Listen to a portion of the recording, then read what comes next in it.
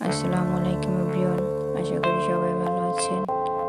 আজ আমি খুব সহজ উপায়ে এবং খুব মজাদার একটি পিঠার রেসিপি শেয়ার করব। তো আমরা যেভাবে রুটি বানাই, রুটির খামিরটা যেভাবে আমরা রেডি করি ওইভাবে আমরা খামিরটা রেডি করে নেব।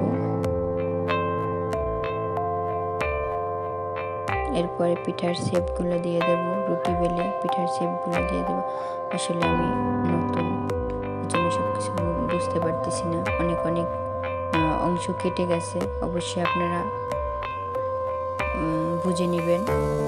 এই তো পিঠার শেপগুলো দিয়ে নিচ্ছি।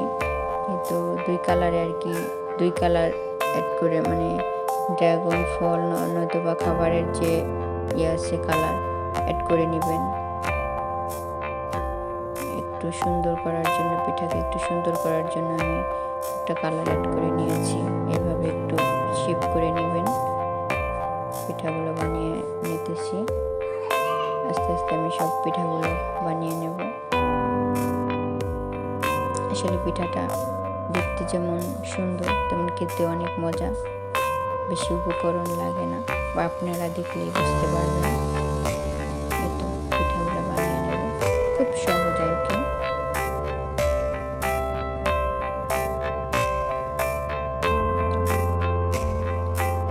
একে একে সব পিঠাগুলো বানিয়ে নেব।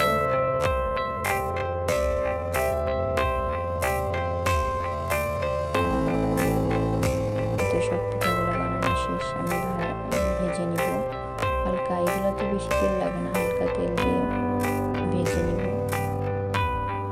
উল্টে পাল্টে ভেজে নিব। সবাই অবশ্যই একবার হলেও ট্রাই করে দেখবেন। আর যারা নতুন, প্লিজ আমাকে একটু সাবস্ক্রাইব করে দিবেন। সাবস্ক্রাইব করে পাশে থাকবেন ইনশাল্লাহ।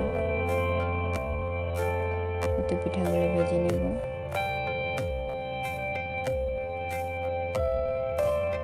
প্লিজ সবাই আমাকে সাপোর্ট করবেন।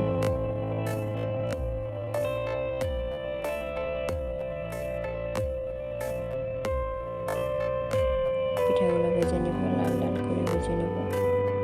এরপরে একটু চিনির শিরা করবো, এড করবো।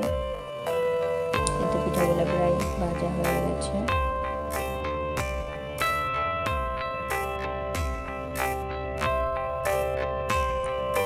শিরা অ্যাড করবো। তো শিরার জন্য 2টা এলাচ এবং 1 কাপ চিনি দিয়েছি। চিনি দেওয়াটা স্কিপ হয়ে গেছে, আসলে আমি নতুন অনেক কিছুই বুঝতে পারতেছি না, কেটে গেছে। পরিমাণ মতো চিনি আর 2টা এলাচ, ঘ্রাণের জন্য 2টা এলাচ দিয়ে দেবো।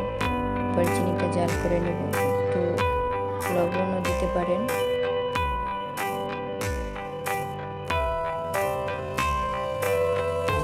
সামান্য একটু লবণ দিয়ে দিচ্ছি। এরপর চিনিটা যখন একটু ঘন হয়ে যাবে, শিরাটা, পিঠাগুলো দিয়ে দেব। তো পিঠাগুলো দিয়ে দিচ্ছি। পিঠাগুলো দেওয়া হয়ে গেলে হালকা কিছুক্ষণ একটু নিচে